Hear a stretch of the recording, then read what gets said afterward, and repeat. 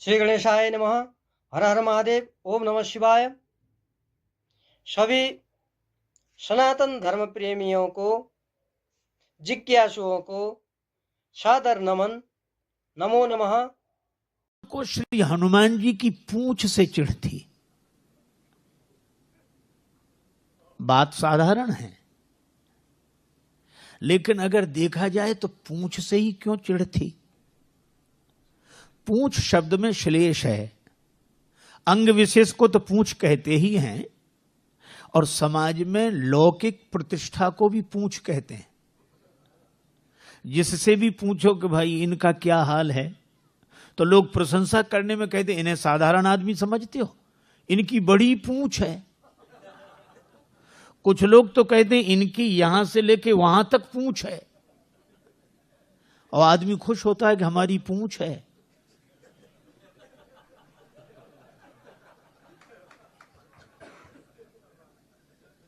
आज देखो कई घरों के बाहर वयोवृद्ध व्यक्ति मिल जाते हैं, बड़े उदास। उनसे पूछो क्या बात है, तो पहले तो नहीं बोलते, कुछ नहीं कुछ नहीं, नहीं नहीं फिर भी क्या बताएं, बोलो। कहा इस घर में अब हमारी कोई पूंछ नहीं रही। बोलो, रोना भी इसी बात का है कि पूंछ नहीं रही, और प्रशंसा भी इसी बात की है कि बड़ी पूंछ है। लोग कहते हैं उनके घर गए, चाय की कौन कहे, पानी तक के लिए नहीं पूछा। और मुझे लगता है कि सारे संसार में झगड़ा ही ये पूंछ का ही है, और हम चाहते हैं कि सबसे पहले हमें पूछो, फिर किसी को पूछो, चाहे मत पूछो। और रावण को भी श्री हनुमान जी की पूंछ से चिढ़ है, क्योंकि उसे लगता है कि हमारे यहां इनकी पूंछ।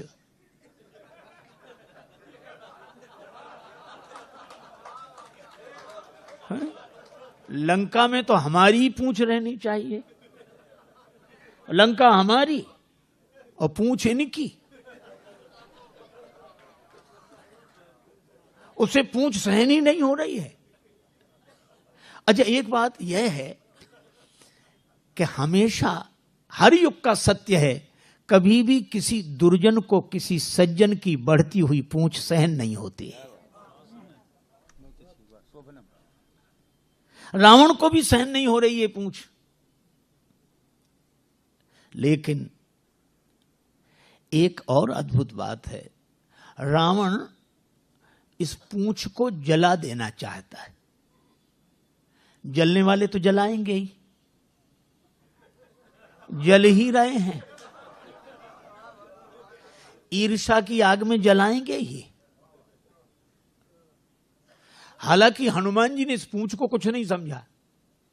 जब रावण बोला कि बंदर को मार डालो, राक्षस मारने दौड़े, विभीषण जी बड़े शांतिपूर्वक आए और उन्होंने कहा कि अरे क्या कर रहे हो, नीति विरोध न मारिए दूता।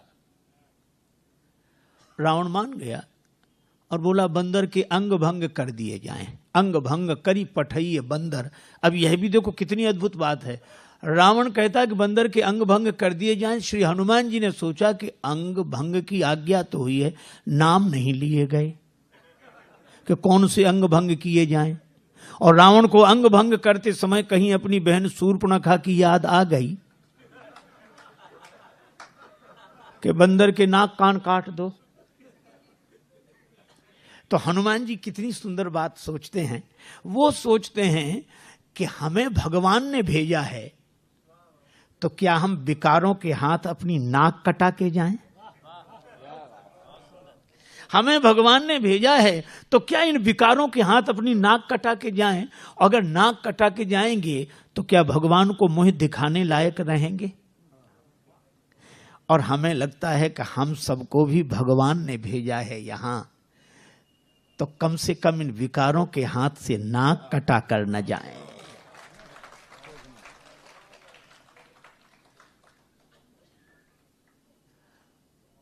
देखो, शूर्पणखा वासना के रूप में आई थी, और इस वासना ने बड़ों बड़ों की नाक काट दी। अच्छा, नाक कटना मुहावरा भी है।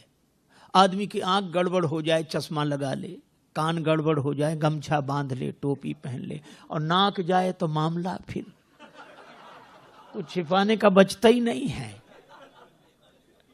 अच्छा, एक और अद्भुत बात है, इन श्री राम जी, लक्ष्मण जी, जानकी जी तीनों ने किया सत्संग। कोई ना हो, तीन ही सत्संग करते हैं। अच्छा, सत्संग भी कहां करते हैं? पंचवटी में।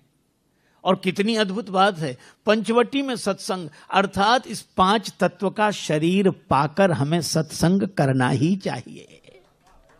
और कोई ना हो, कोई बात नहीं, लक्ष्मण जी पूछते हैं, राम जी उत्तर देते हैं, जानकी माता श्रोता हैं, तीन ही सत्संग कर रहे हैं। ज्ञान वैराग्य भक्ति का सत्संग हुआ और सत्संग के बाद शूर्पणखा आई। ये बड़ी अटपटी बात है, सत्संग के बाद शूर्पणखा, पहले आती तो समझ में आती, पर सत्संग के बाद आएगी ही, क्योंकि परीक्षा तो पढ़ाई के बाद ही आती है। सत्संगी सच्चे की कच्चे ये परीक्षा करने आई। पर धन्य है रामचरितमानस का यह प्रसंग कि इस वासना ने बड़ों बड़ों की नाक काट दी, और उस वासना को नाक कान काट के विरूपीकरण कर दिया इन सत्संगियों ने। अगर सत्संग सच्चा हो तो वासना नाक कान नहीं काट पाती, वासना ही नाक कान कटा कर जाती है। तो हनुमान जी सोचते हैं कि हम रावण के यहां से नाक कान कटा के जाएं? नहीं, तो फिर नाक तो बनी रहे, पूंछ जाए तो जाए, पूंछ तो पीछे है। हनुमान जी ने एक काम किया, पूंछ लटक रही थी पीछे, दोनों हाथ से पूंछ को उठाया, माथे से लगाया। पूंछ को कभी चूमते हैं, फिर माथे से लगाते हैं, चूमते हैं, फिर माथे से। रावण ने देखा कि मामला क्या है। रावण तुरंत बोला, कपि कह ममता पूंछ पर। हम समझ गए कि बंदर को और कोई अंग ही याद नहीं आया, पूंछ ही याद आई, और रावण की दृष्टि पूंछ ही पे गई। सबई कहो समझाए, हनुमान जी ने सोचा काम बन गया। लेकिन रावण यह भी तो कह सकता है कि एक तलवार मंगाए के पूंछ देव कटवाए। हनुमान जी ने सोचा कि ये तो ठीक नहीं होगा, तो सरस्वती माता से प्रार्थना की कि कुंभकर्ण की बुद्धि बदली थी तो इसकी भी बदल दो। रावण बोला, तेल बोरी पट बांध पुनि पावक देहु लगाए, तेल में कपड़े डुबो, पूंछ में लपेटो, आग लगा दो। बचन सुनत कभी मन मुस्काना, भई सहाय सारद में जाना। सरस्वती माता ने सहायता कर दी। माई भगवती शारदा, शारदा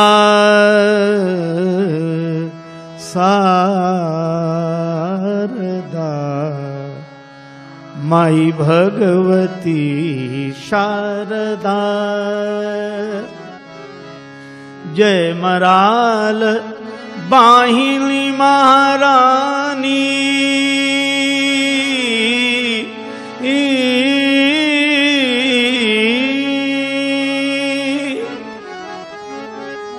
महारानी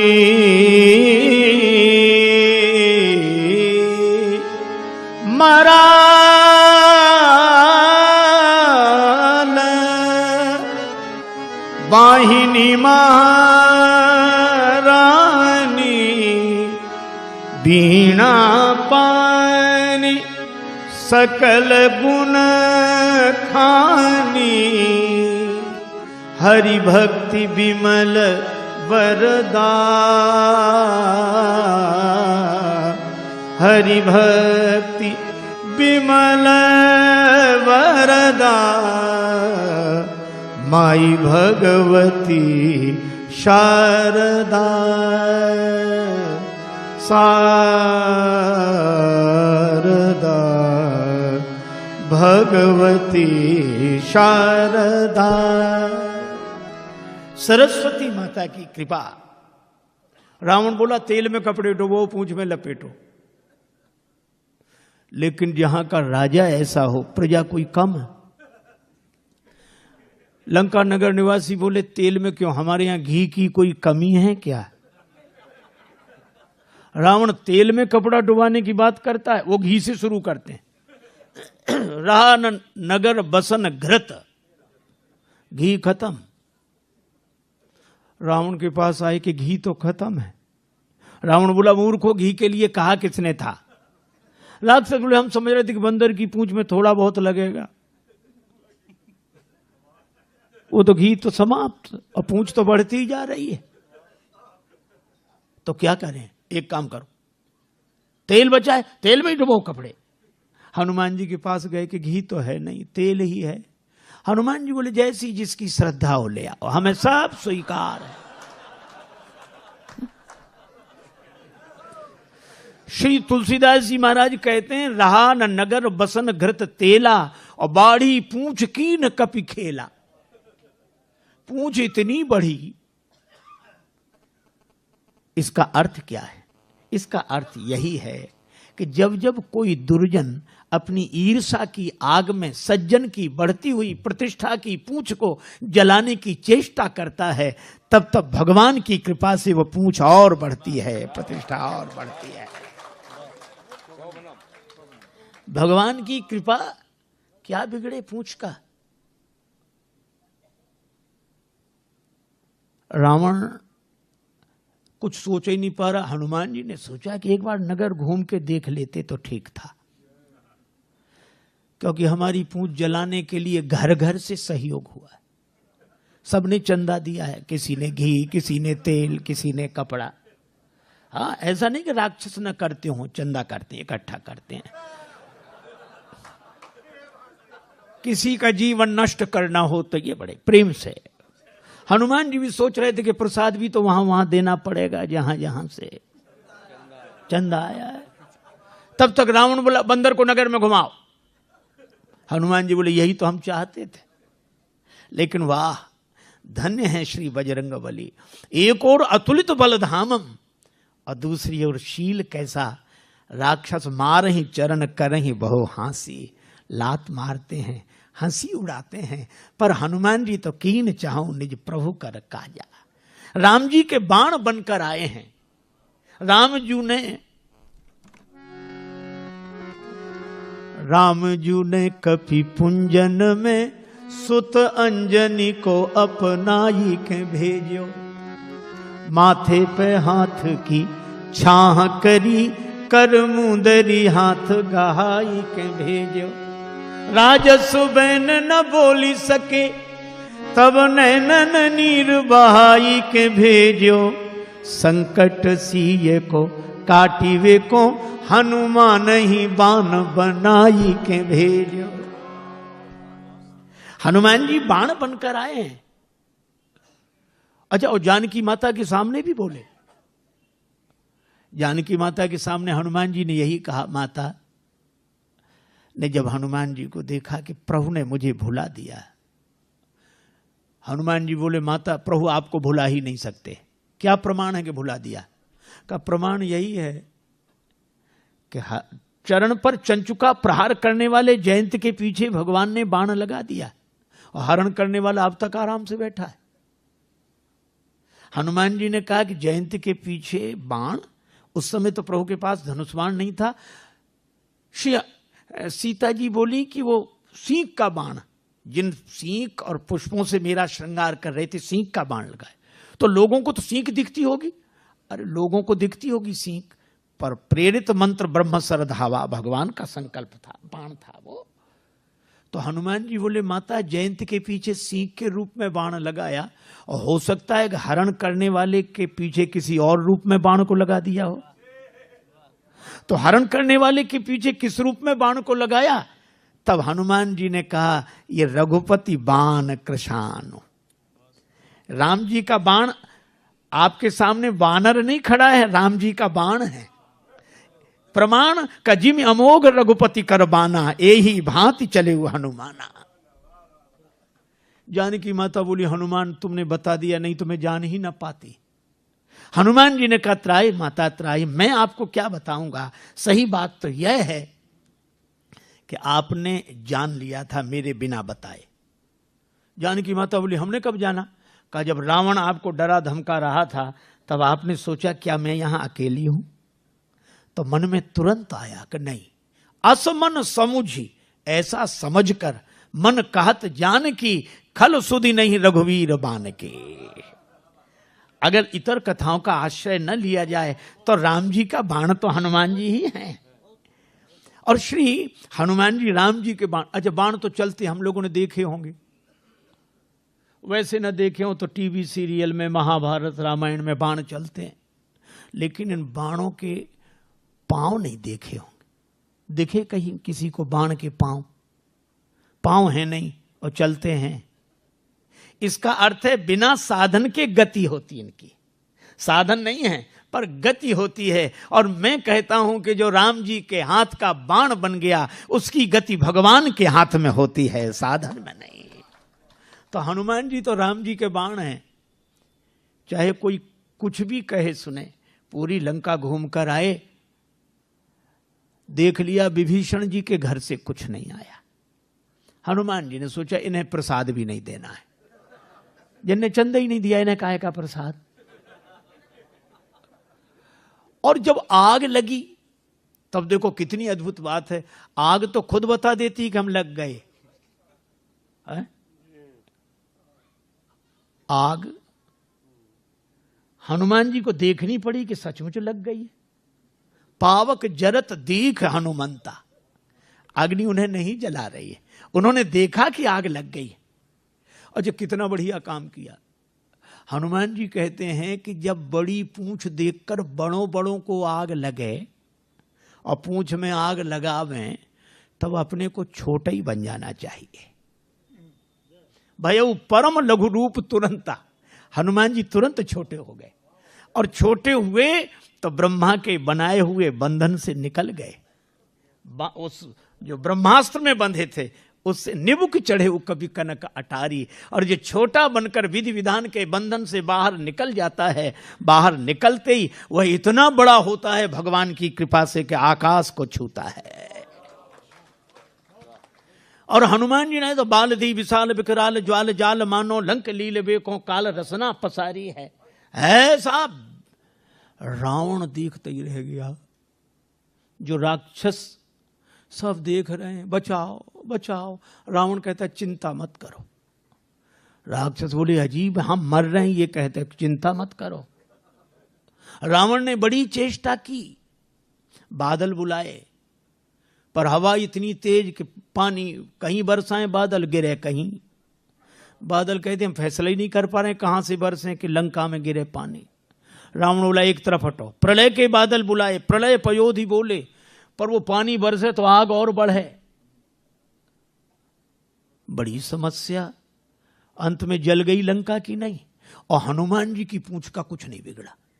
मैं भी कहता हूं कितनी भी आग लगी दिखाई दे, विरोध की आग वो विरोध की आग नहीं है। आपने देखा होगा हाथी जब चलता है झूमते हुए चलता है, भगवान हाथी की तरह।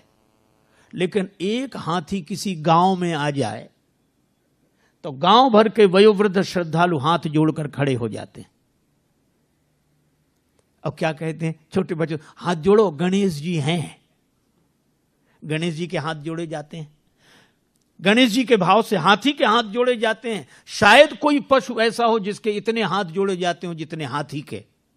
लेकिन दूसरी विडंबना भी है। ये तो सही है कि सबसे ज्यादा हाथ हाथी के जोड़े जाते हैं, पर विडंबना ये है कि जितने भौंकने वाले इसके पीछे पड़ते हैं शायद किसी के पीछे पड़ते हो।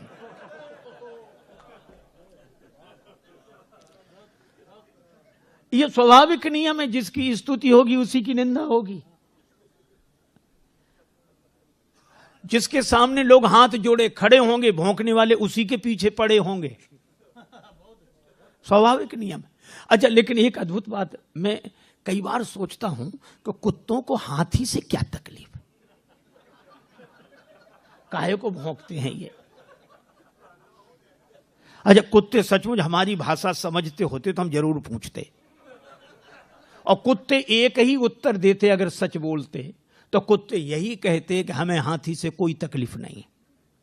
फिर क्यों भौंकते हुए इसके पीछे पड़े हो? तो कुत्ते कहते हमें तो इसके आगे जो हाथ जोड़े खड़े हैं वे सहन नहीं हो रहे हैं, बस, और कोई कारण नहीं।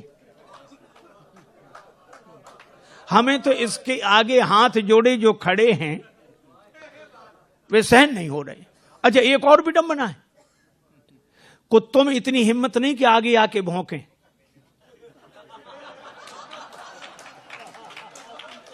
कुत्ते कभी आगे आके भौंकते नहीं हैं और पीछे भौंकना बंद करते नहीं हैं। लेकिन इसके बाद भी हाथी की चाल में मस्ती रहती है कि झूमते हुए हाथी की तरह सहज ही चले सकल जग स्वामी, मनहु मंजुवर कुंजर गामी। है हाथी की तरह। क्यों? हाथी की एक विशेषता है, वो हाथ जोड़ने वालों के पास ठहरता नहीं है और भौंकने वालों की ओर मुड़कर देखता नहीं है। और मुझे तो हर युग से यही दृश्य दिखाई पड़ता रहा लोगों को, और आज भी हमें वही दृश्य दिखाई देता है। हाथ जोड़े लोग खड़े हैं, भौंकने वाले पीछे पड़े हैं, पर भगवान का भक्त मस्त हाथ गजराज की तरह झूमता हुआ भगवान के भरोसे चल रहा है। और इसीलिए मस्ती है। देखो, श्री हनुमान जी की पूंछ का कुछ नहीं बिगड़ा। ये लंका बिगड़ गई, सोने की लंका बिगड़ गई, पर हनुमान जी की पूंछ का क्यों नहीं बिगड़ा? केवल एक बात। जानकी माता ने पूछा, लंक जला के जली भी नहीं। जानकी माता पूछती है, लंक जला के जली भी नहीं, हनुमंत विचित्र है पूंछ तुम्हारी। हनुमान, बड़ी अद्भुत पूंछ है, लंका जला के भी नहीं जली। कौन सा जादू भरा इसमें, कौन सा जादू राजेश भरा, हंसी पूछती हैं मिथिलेश दुलारी। कौन सा जादू है हनुमान तुम्हारी पूंछ में? हनुमान जी ने कहा कि माता, बोले कपी ही राघव आगे हैं। हृदय में आगे राम जी हैं। बोले कपी ही राघव आगे हैं, और पीछे है पूंछ रहस्य है भारी। हृदय में आगे राम जी हैं और पीछे मेरी पूंछ है, तो अर्थ इतना ही सा है कि वानर को भला पूछता कौन, श्री राम के पीछे है पूंछ हमारी। इस वानर को कौन पूछता? राम जी आगे हैं और राम जी के कारण ही मेरी पूंछ है। और जिस पूंछ के आगे भगवान हृदय में विराजमान हो, उसे पूंछ के पीछे नहीं पड़ना पड़ता, पूंछ उसके पीछे पड़ जाती है। और इसीलिए हनुमान जी की यह पूंछ की महिमा है, जिसका रावण कभी कुछ नहीं बिगाड़ सका। और आज तक हनुमान जी की पूंछ है। राम ते अधिक राम कर दासा।